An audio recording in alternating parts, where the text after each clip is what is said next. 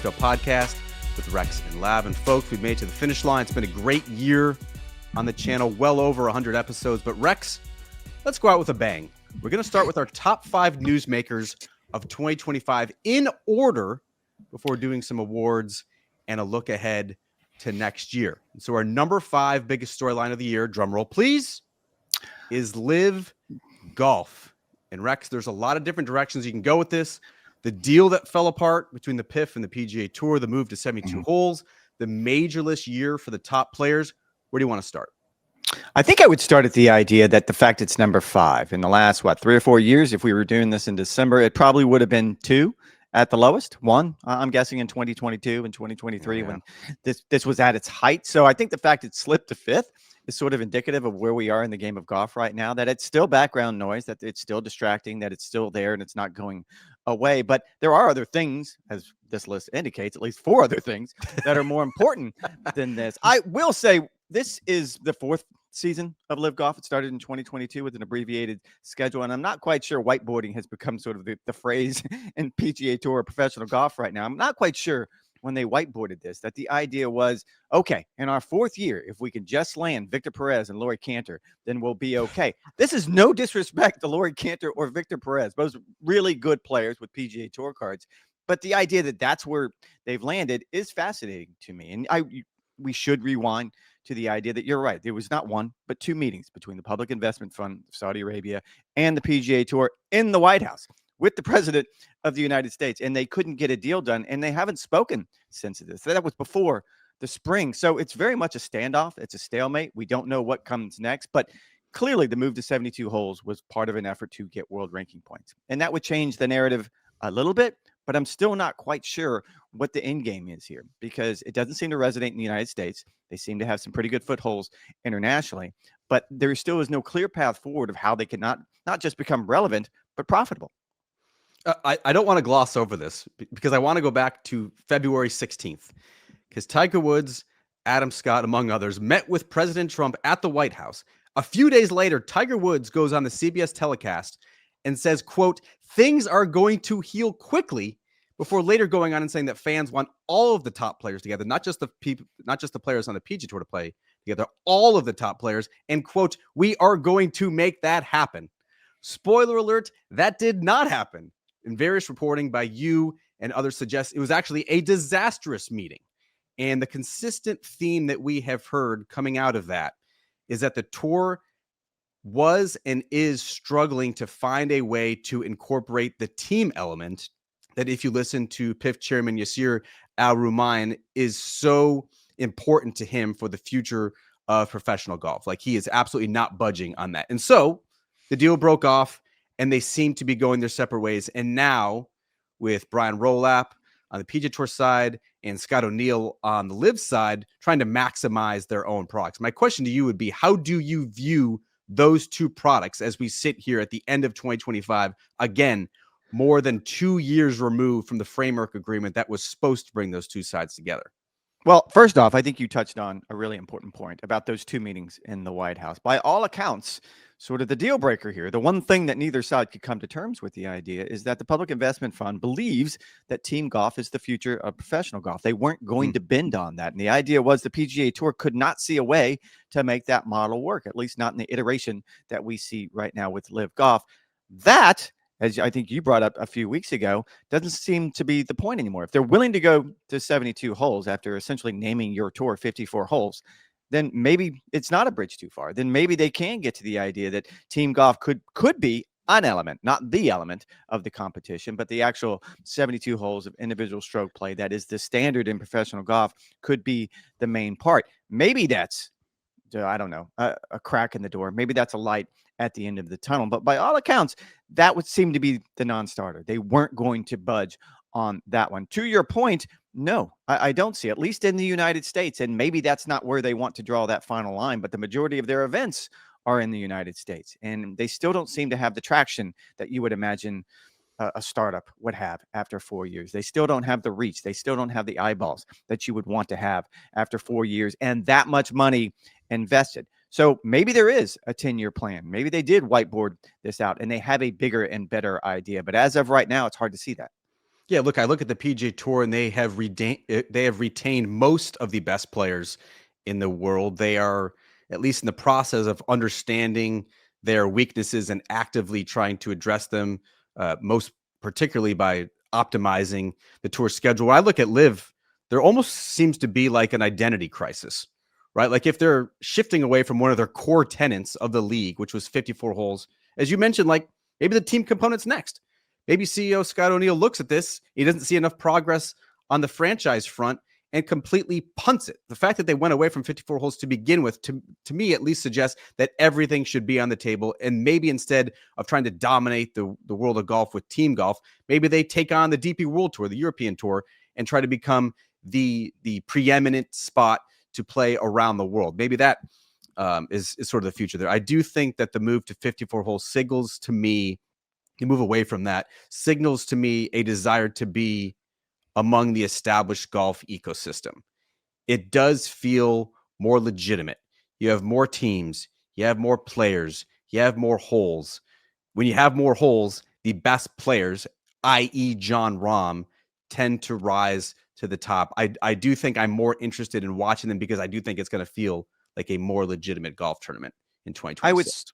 I would circle back around and just correct you on one front. You're right. The PGA Tour seems to have the best players in the world. I would still contend that Live Golf probably has the most popular player in the world, at least as far as social media is concerned, in Bryson DeChambeau. So they still have plenty of traction. And I believe there might be a bit of a change in the philosophy at Live Golf and how they want to acquire their talent. Instead of going after big ticket items like a John Rahm, when you're signing really, really big checks, it seems to me like they've diverted to what a lot of experts thought early in the days they should have done to begin with. The idea that if you start picking off the young players, the players who are coming out of college, the young players coming from Europe, you essentially cut off the PGA Tour supply of talent. You cut off the PGA Tour supply of new blood, which is so important in professional golf. That might be the element that not necessarily makes them relevant, but makes them able to sustain over the next 5 years, because I don't know how you get through the next 5 years if the price tag is going to be $5 billion again.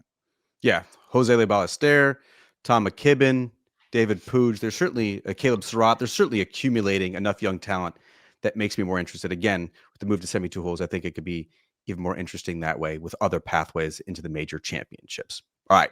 Our number 4 newsmaker is Keegan Bradley. And certainly, Rex, this was a way for us to get the Ryder Cup into the conversation as a top newsmaker of the year, but also the will he or won't he drama that consumed much of the spring and the summer in regards to Keegan Bradley's playing captaincy and the status of that, I certainly think was worthy of a spot on our list. How will you remember Keegan's 2025?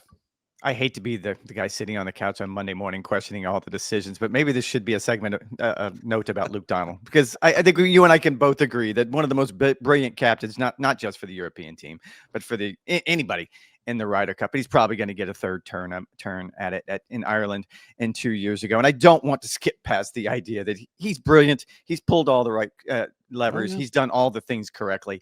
Keegan, however, to your point, was so much more fascinating because let's rewind a little bit. And I'm at the Hero World Challenge in the Bahamas this week, and Keegan spoke like he has a little bit since the Ryder Cup about how painful this was. "Quote unquote, darkest time of my life" is what he said. That's a direct quote. Another quote that actually is more interesting to me is, "I'd love to avenge that loss," which means I'd love to do it again.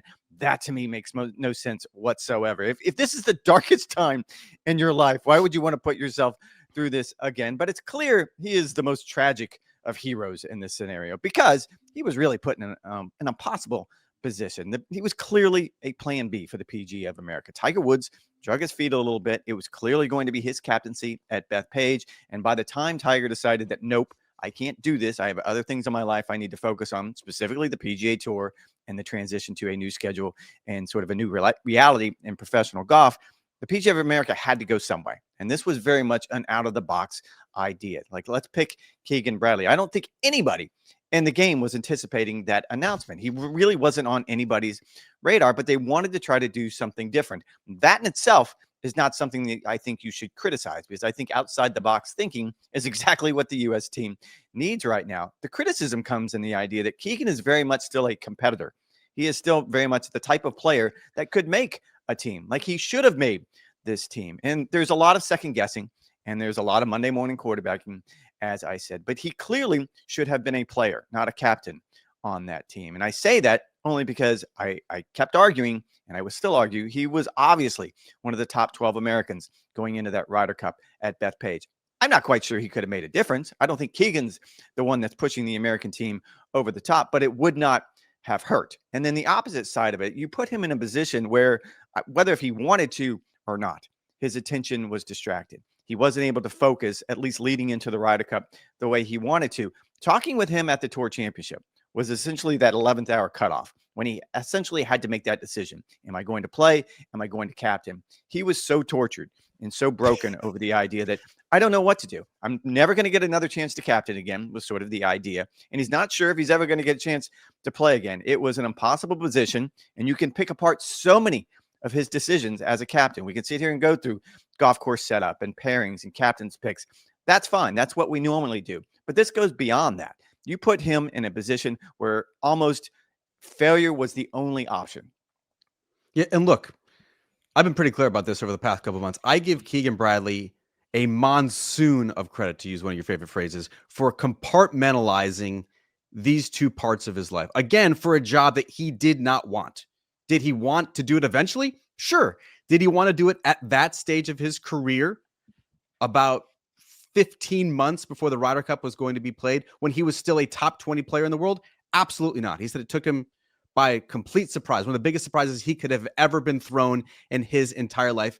And yet, I think all of us expected, well, you know, you look at what the precedent is for this, and the sitting U.S. Ryder Cup captain typically falls off a cliff playing wise, competition wise, because they're just too distracted. So for Keegan Bradley to put himself even in position to make his own team was seemingly unfathomable. Winning a signature event, the Travelers Championship, was unbelievable. Sitting for almost the entirety of the year inside the top 12 in the U.S. Ryder Cup point standings was unbelievable. To me, it is still one of the most selfless acts we've ever seen in the Ryder Cup, in passing over himself, who was 11th in points at the time. But Keegan Bradley, understanding the team dynamic, understanding, at least at that point, you mentioned he was far and away a top 12 player at that point. Keegan Bradley did not do a whole lot post Travelers to sort of justify and warrant picking himself. So I actually thought it was the right move. I don't think he would have been a big enough difference maker inside the ropes to sort of to go on one side where, you know, he has to be a player, and he would be such a difference maker that whatever he does captaincy wise would be overshadowed by that. And so I was fine with that. I was fine with the lead up into the Ryder Cup. I thought it made a lot of sense on a lot of fronts. The week of, though, couldn't have gone much worse. You look at what the setup was. You look at the bickering now between Justin Thomas and the Bethpage golf course setup crew about green speeds. You look at cutting the rough. You look at the data, and Harris English and Colin Morikawa were quite literally the worst possible analytical pairing according to Data Golf, and they didn't send them out just once. They send them out twice after getting beat roundly in foursomes. Keegan Bradley, I think, did not do a good enough job of tamping down what was a vicious, vitriolic crowd towards Rory McIlroy and a lot of the Europeans. Will he get another shot? Keegan Bradley certainly sounds like he wants one. Tiger Woods said last week at the Hero World Challenge he has not been contacted by anyone at the PGA of America. Brandt Snedeker, he's the President's Cup captain. Do you have him pull double duty? He'd still be a first-time captain. Stuart Sink would be a first-time captain. Matt Kuchar would be a first-time captain. There's no real obvious choices as the Americans try to win for the first time since 1993. I don't know where Team USA goes, but it is a little bit messy. How about number 3 newsmaker, Rex? That is Brian Rolapp, the new CEO of the PGA Tour. Was announced in June. We have not seen or heard all that much from him in the past 6 months, but it's pretty clear that his impact is already being felt at HQ.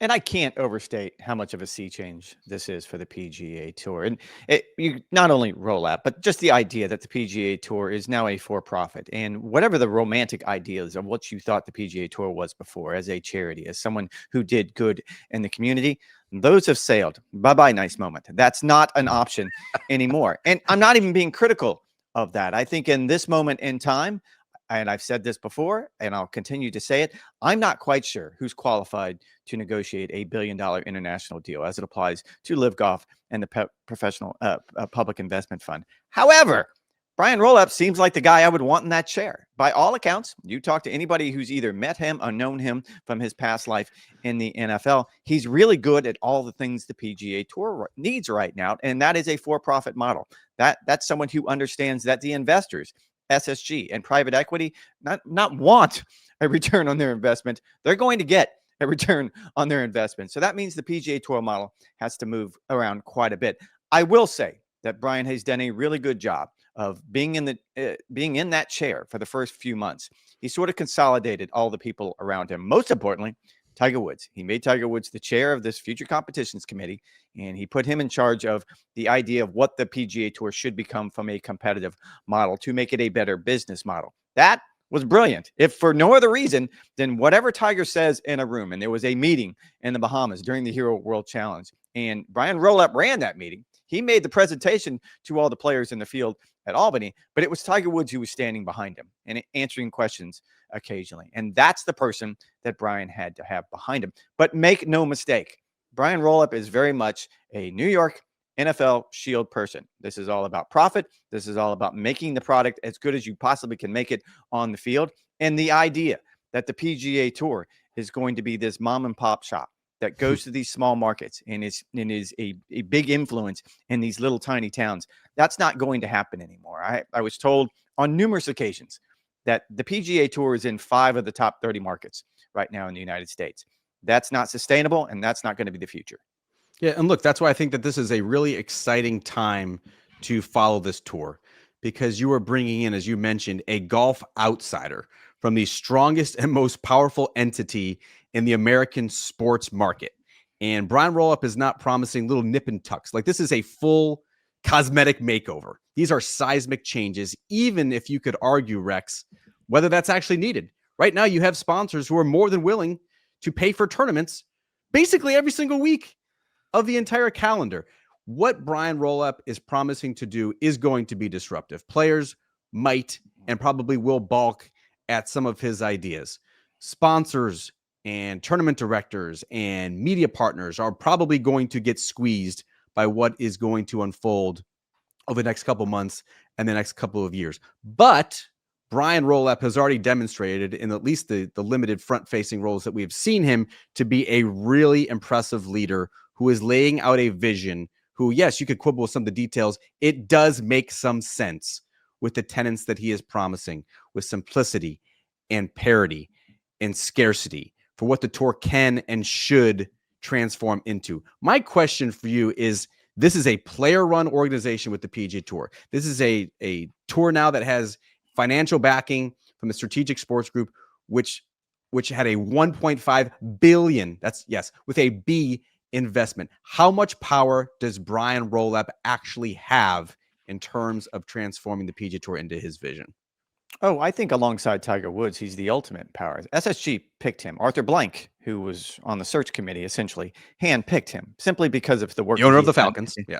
Owner of the Falcons. He's a member of the SSG group that, as you pointed out, invested $1.5 billion. This is an important element. They went out of their way to make sure they had their guy in that job. And you go back to Brian Roloff's job to do an origin story here. He did all the things at the NFL that the PGA Tour really needs right now. New media rights deals where you maximize the product, just not on TV, but across all the platforms, because you and I both have talked about this. The landscape is going to change very, very quickly for all of sports, just not golf. And I believe professional golf is a little bit behind on this front. So he's the right guy on that front. He also ran all of the investments for the NFL. The idea that he was the guy that took all the money from the guys who have the money and invested it in the things he thought was important. He now has $1.5 billion to do that for the PGA Tour. He alluded to this in the first press conference, in the first chance I had to talk with him at the Travelers Championship when he was introduced as the new CEO, where that's the part that intrigued him the most, because he's got ideas. He hasn't spent a lot of time talking about it, but he's got ideas on this front. On the other side of it, in speaking with players this week and over the last few weeks, there's going to be some winners and some losers. There's probably going to be a lot of losers in this scenario. If the schedule, as scarcity indicates, is going to be condensed, and that seems to be where they're headed right now, that means fewer playing opportunities. That means fewer spots for players on the PGA Tour. Whatever it is they create below the PGA Tour might be a good product, might be a place where you can develop your game, might be a place where you can make a decent living while you try to get to that next level. But there's going to be plenty of people who are hurt by this, not just players, but tournaments.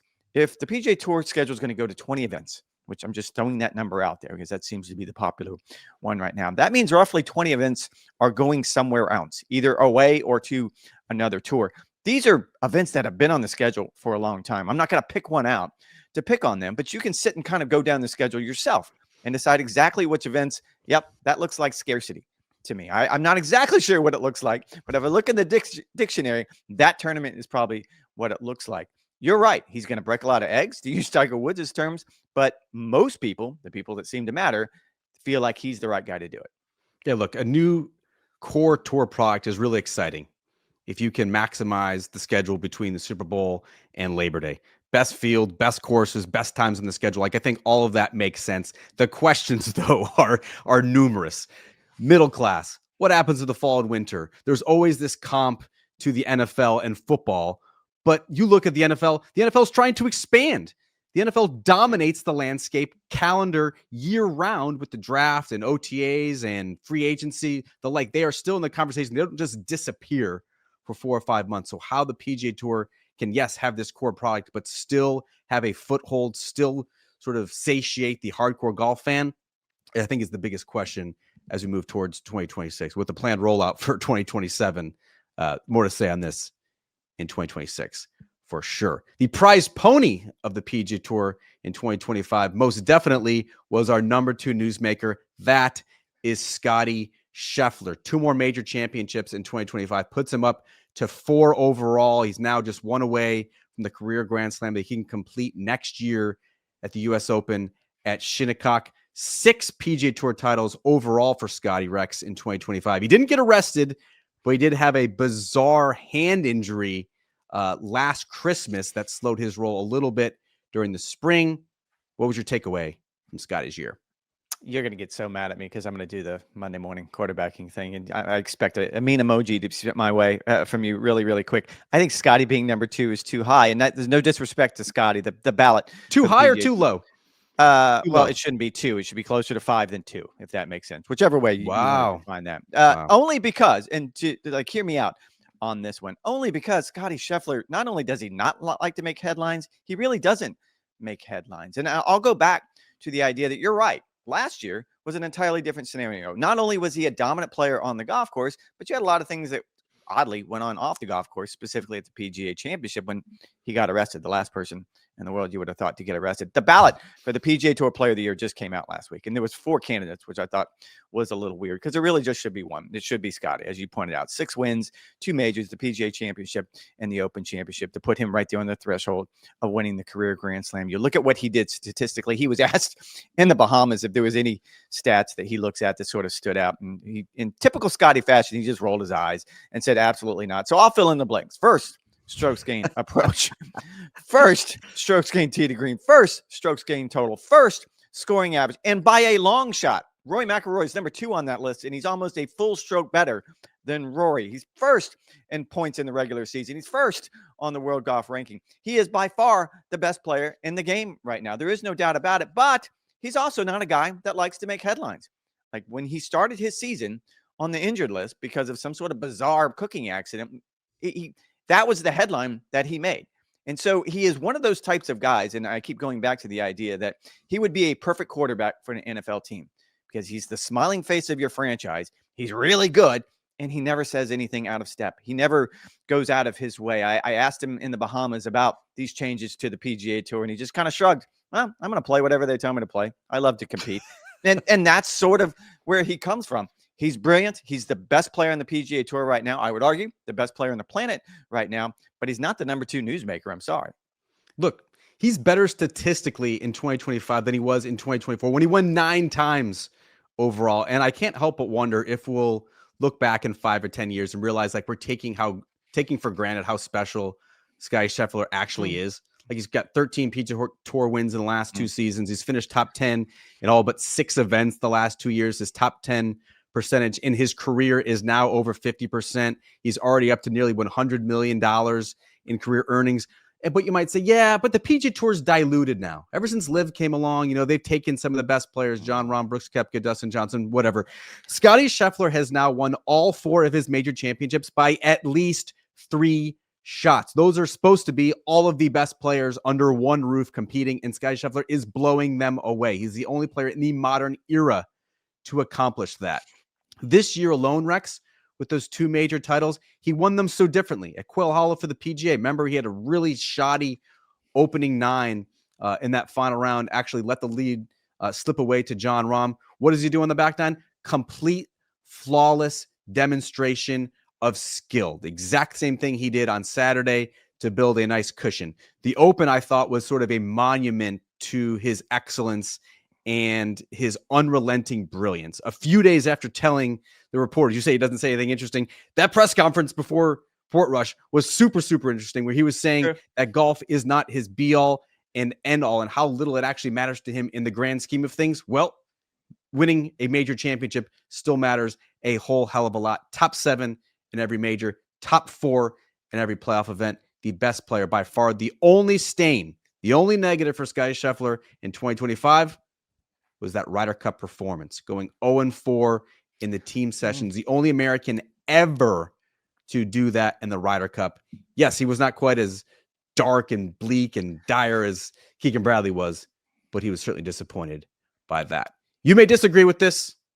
If you do, let us know in the YouTube comment section. But that leads us, Rex, to our number 1 newsmaker of 2025. In my opinion, no surprise, it was the year of Rory McIlroy. It may not have been his best year statistically, but it certainly was his most personally significant, wasn't it? Again, this is not deciding who the best player was on the planet. That was Scottie Scheffler. This is not about this. This is about newsmakers. This is about the people that we spent the vast majority of the year talking about. And I don't even think anybody is particularly close on this front when it comes to Rory McIlroy. As I just said, the Jack Nicklaus Trophy that goes to the PGA Tour Player of the Year, that's Scottie's. They should just send it to him right now. They don't have to wait until December 12th for the vote. He's going to be the Player of the Year. Now, you and I are proud members of the Golf Writers Association of America. We, too, give out a male player. Presidente. And Vice Presidente, thank you very much. We give out a male player of the year as well. And I think if you look at the totality of what he did this season around the globe, just not on the PGA Tour, 3-time winner on the PGA Tour, including the Players Championship, which was a really cool finish on Monday. I think we're going to talk a little bit about that in the show. And then the Masters, we're going to talk a lot about that in the show. I'm not going to belabor the point. We all know how special that was at Augusta National to complete the career Grand Slam, to finally get the green jacket, all of the emotions, everything that went into that. But then you look beyond that. He won the Irish Open, which for him, being from Ireland, is the 5th major. That one's really important to him. He won his 7th DP World Tour title. That put him really on the doorstep of being the all-time greatest European, right behind Colin Montgomery right now in that category. And he also endured the slings and arrows of the worst fans you could possibly imagine at Bethpage to essentially lead the European team to victory after you and I and everyone else in golf media probably spent the better part of 2 months talking about Rory's going to go into a slump. Like after he wins the Masters, of course, he got to the top of the mountain. He's going to take a second to exhale. Let's give him his accolades. Let's allow him to do this. He did not do that. And in the midst of that, he decided at the end of the year, instead of going and sitting on his couch comfortably and enjoying what he did, to take the game globally, to do this celebration tour around the globe in India and in Australia to finish the year. We talk all the time about players trying to grow the game. I feel like Rory is actually doing it. So if you look at the context, just not the box scores of what Rory McIlroy did this year, in my mind, he's the easy newsmaker. Yeah, look, Rory McIlroy cemented his legacy as one of the greatest ever. Full stop. Mm-hmm. And the Masters victory, and to me, the fitting manner in which he won at Augusta National with all that drama. Actually, in hindsight, that win makes all of the other achievements that he has had in his brilliant career, like it makes them seem even bigger. It fills out his resume even more. All the weeks at world number 1, all the other majors, the FedEx Cup titles, the Race to Dubai titles, as you mentioned, the 29 PGA Tour wins, all the other times, more than 20 around the world. And look, you mentioned the lull that he had post-Masters, which is very human behavior. That was certainly understandable. he will now take that time during this quote unquote offseason and set other goals for the rest of his career. And he's already outlined a couple of them. He's still 36 years old. He's still in great shape. He wants to prioritize the national opens because just like the one in Australia, they mean a little bit more. There's upcoming majors in 2027 at Pebble Beach, in St. Andrews. Those major venues, no offense to the others, just mean a little bit more. Winning at some of the cathedrals of the game, as the USGA likes to call them. Olympic gold is still out there for him to potentially achieve in 2028. There's enough carrots to keep him going, but I continue, Rex, to go back to the Ryder Cup and the manner in which he called his shot. He pounded the table in Rome and said, we are going to win at Bethpage, and he backed it up, going 3-0-1 in team play while enduring the most vicious abuse ever in the Ryder Cup. To me, might have been, I know the Masters was phenomenal, and that sort of stamps his legacy as the sixth player ever to complete the career Grand Slam. That was like the perfect coda to his year, don't you think?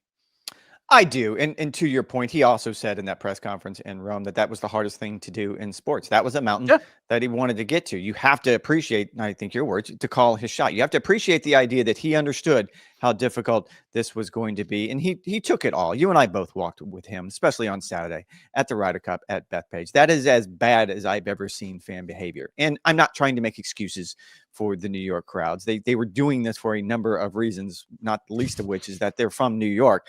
But they had reason to do it, just not that far. They clearly took it too far. I think both teams and everyone involved has agreed with that. But he shouldered it all. He didn't shy away from any of it. He didn't try to pretend like, no, this isn't a big deal. Not only did he shoulder it, but he really put a lot of bass in his voice in doing it.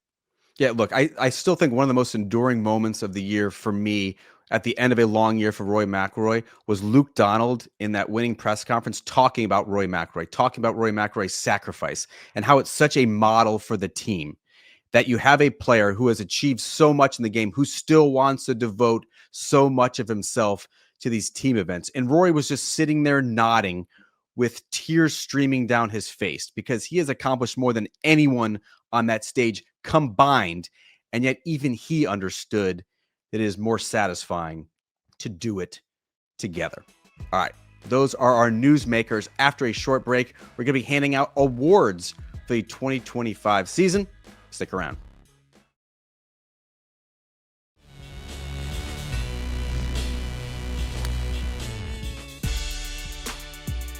Okay, Rex, we did this for the PGA Tour wrap-up show, but now we're casting a wider net for the entirety of 2025 with these awards. What was the best shot of the year?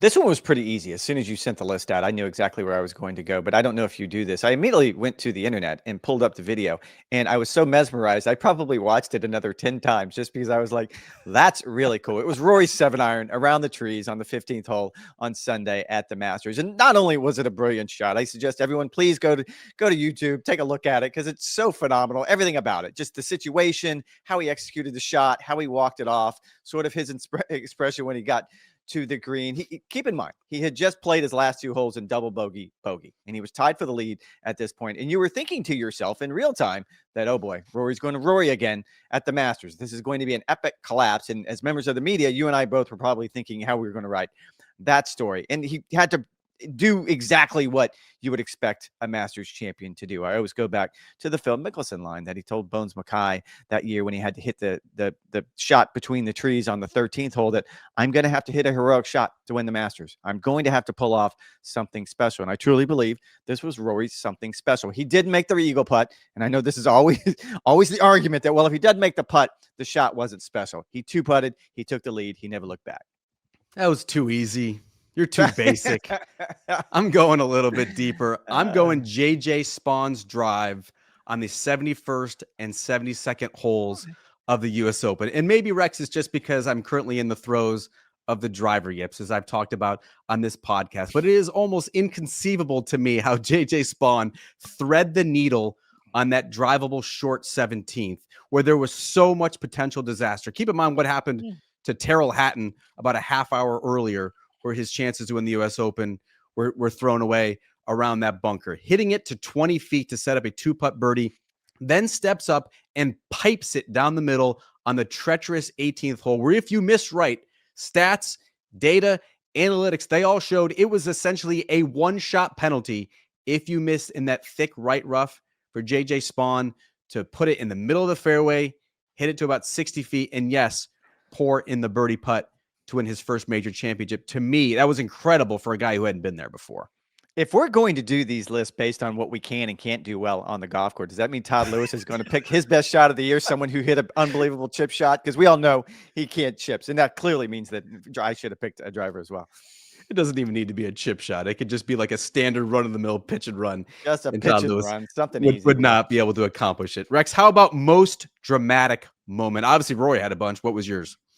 Yeah, the Rory moment coming up the hill at the Masters is going to be in a category by itself. But I went back to the Ryder Cup on Sunday afternoon, and I am a rational person. I try to look at things very clearly and try not to turn them into something they're not. I don't like to get hyperbole into the mix. I like to stay in the moment. And the journalist in me would tell you on Sunday afternoon as those singles matches progress that, no, Europe's still going to win. It doesn't matter what the United States is doing. But you and I both were looking at each other as more and more and more U.S. flags kept going on the board. And at some point, even I lapsed into the idea that maybe this could actually happen. They had to be perfect coming down the stretch. They ended up not being perfect, meaning they had to essentially win the last 6 matches, I believe, if I remember the situation correctly. They could not give one away. They couldn't give a half point away.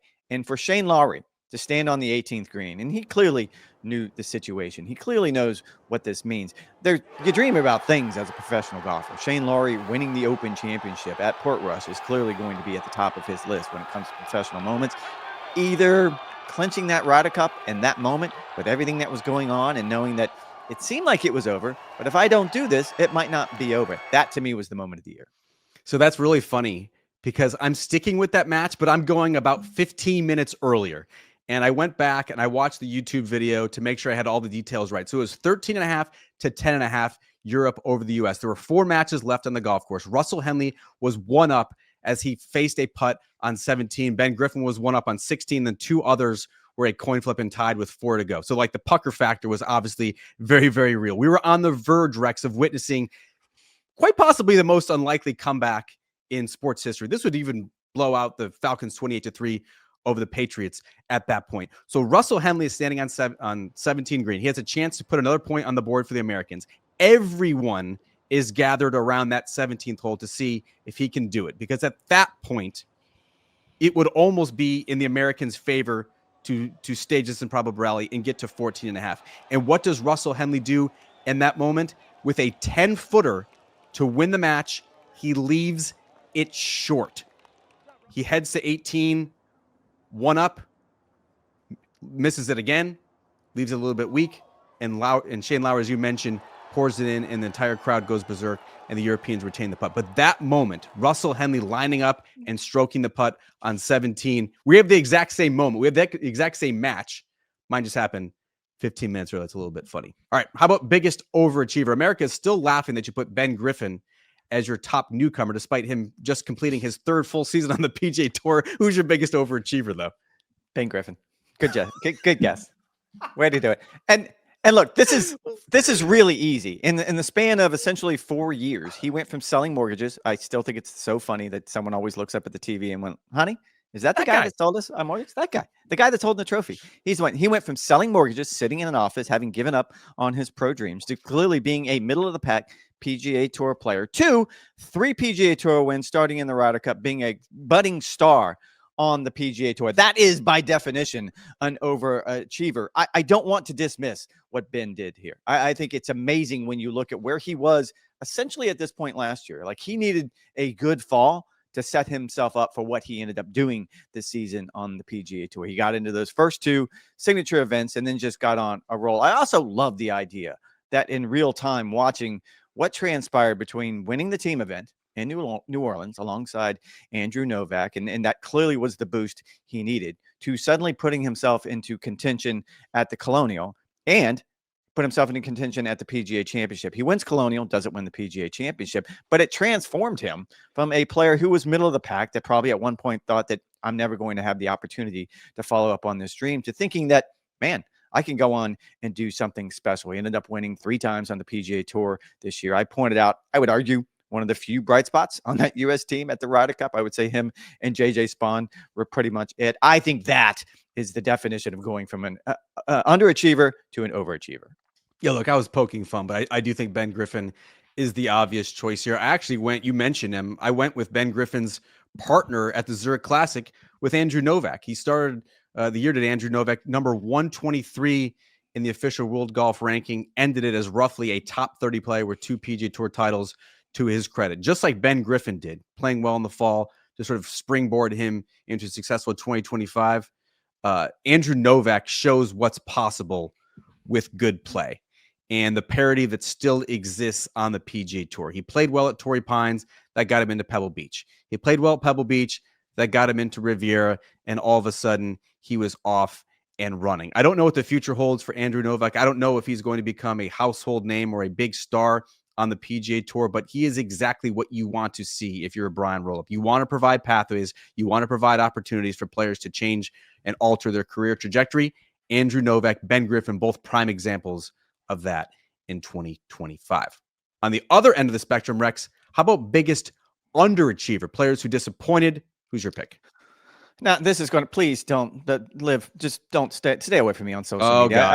I don't feel like getting here. It goes. You know where I'm going with this. It's Jon Rahm, and I'm going to give him his flowers first. Like, look, he was very consistent on Live Golf again, as he has been the last few years, and it's been impressive. He had some decent finishes in the major championships, but he is still winless in the events that matter, the majors, since he joined Live Golf. I'm not blaming it on Live Golf. Maybe 54 holes and loud music and shorts aren't his thing. And maybe going to 72 holes is going to be that tonic that allows him to click back in and being that world-class player that we expected him to be. But when he left the PGA Tour, he was 1A, 1B, somewhere along there, alongside Scottie Scheffler. It was him and Scottie at that time. Look, Rory was a very close second, but it was Jon Rahm and Scottie Scheffler at that point in the game. That simply hasn't been the case. And maybe it's because he's not preparing the way he used to in Live Golf events. Maybe he's just at a different stage in his life. Maybe this was inevitable, that maybe he had gotten to the point where there is an ebb and flow to every PGA Tour career. Maybe this was just one of those flows or ebbs. However, there's no denying the fact that he underachieved since he's been at Live, and he's still underachieved this year. Absolutely zero respect for Liv's individual season-long title. You hate to see it, folks. Oh, back-to-back titles for Jon Rahm in that respect. I understand what you're saying. And look, Data Golf still has him very highly ranked among the top players of the world. He did still finish top 15 in 3 of the major championships. But I'm with you. It's not just that he's not winning major championships. He's not winning many golf tournaments, period, on Live Golf or otherwise. For him not to do so against short fields was a pretty big head scratcher for me. Again, I think the move to 72 holes is going to make a big, big difference in terms of Jon Rahm's, not just his performance on Live. I would be shocked if he doesn't win 2 or 3 times at least on that circuit with the move to 72 holes. I just think it's better preparation overall and the way that he likes to play golf. I'm actually going to keep it on Live for my biggest underachiever. And to me, that player was Brooks Koepka. For the first time in his career, he missed the cut in 3 major championships. Yes, he was top 12 at the U.S. Open, but that was also after a retreat, after being very much in the mix over the first 36 holes. He's about to turn 36. He's got a battered body. He has a major deficiency with his putting. I know late in the season, he showed a little bit of signs of life. The French Open, the Dunhill Links as well. But mostly he has become a forgotten man at the major championships. And to me, that is a sad thing for a major hunter like Brooks Koepka. How about a newcomer? You cannot say Ben Griffin, a newcomer, Rex, who is most likely to stick around and succeed.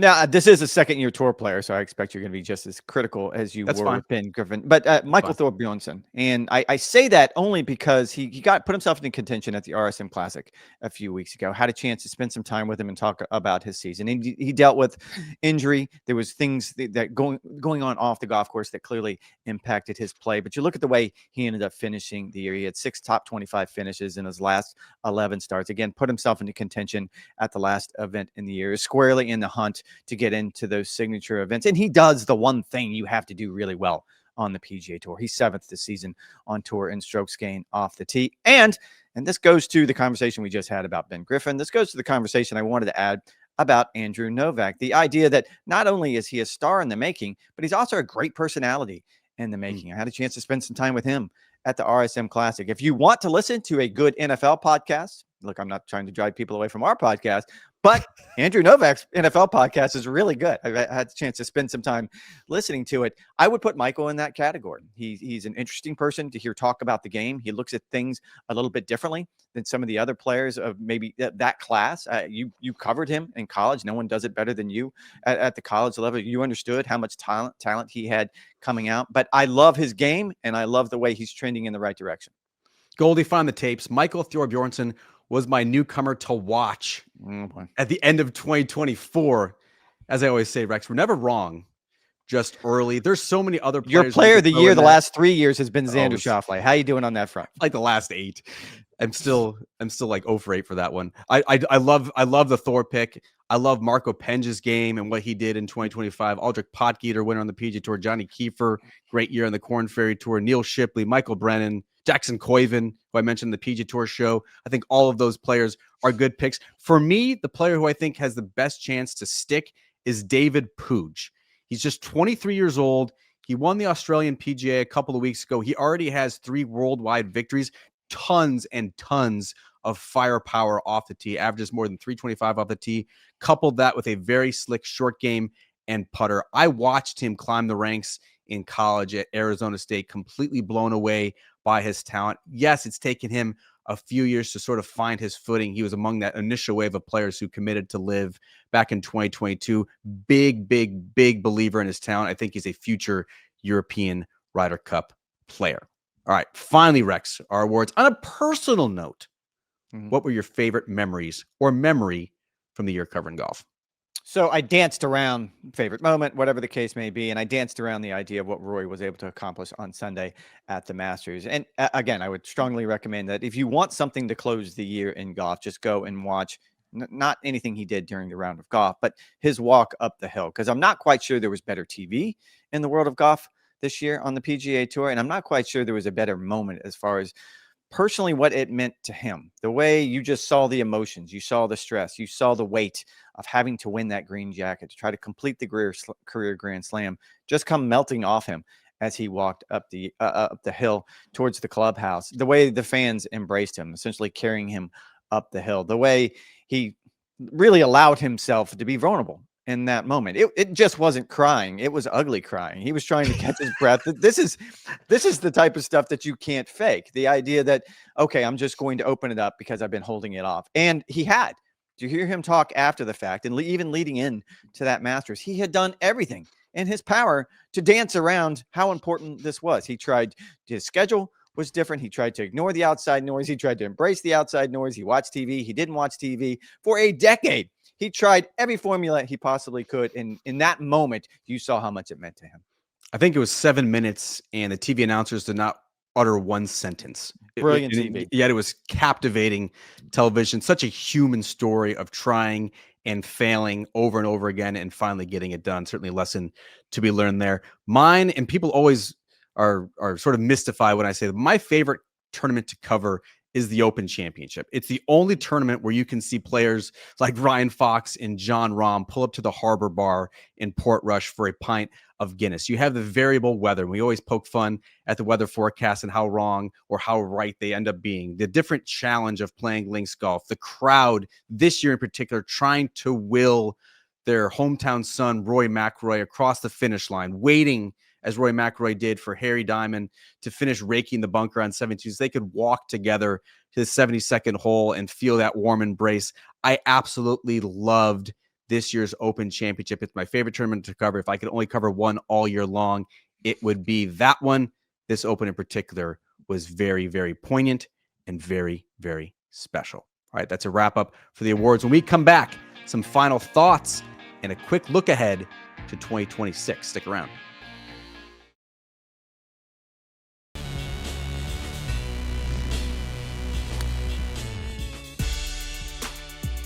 All right, Rex, let's close out this year-end edition with some deep thoughts heading into the offseason. What's on your mind?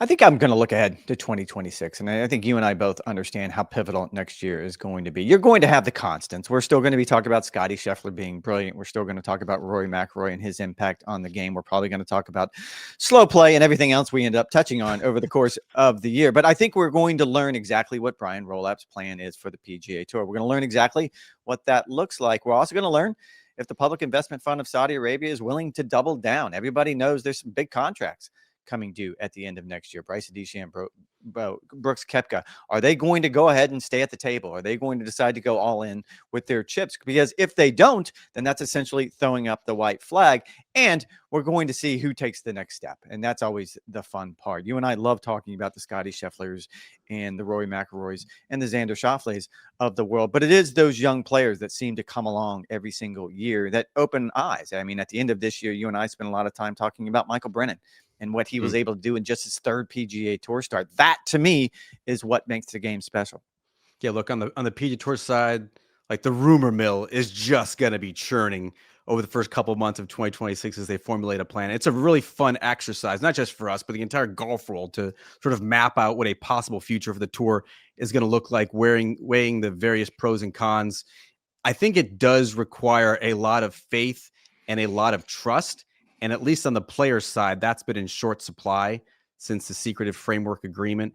But at some point, the players are going to have to put aside their selfish interests for a better today and a better tomorrow. But I certainly think it could get very messy in the interim.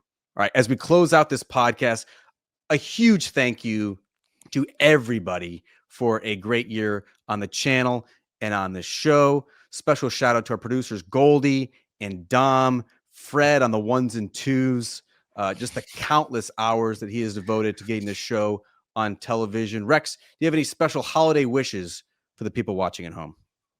No, it's been an exciting year. You and I got to do this for linear TV on Sunday nights, going into Mondays, and it's been an eye-opening experience. I think you and I both have learned, and we've enjoyed all of the feedback. That's the part I think I enjoy the absolute most. And I do want to point real quickly to the idea that we did this at the end of last year, and I don't think either one of us predicted that Scotty Scheffler was going to cut his hand open on a wine glass trying to make ravioli. I don't think either one of us predicted how emotional the Masters would be. So I can only look forward to what's going to be next.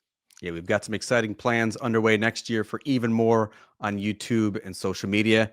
So get ready for that. In the meantime, happy holidays. We'll see you in 2026.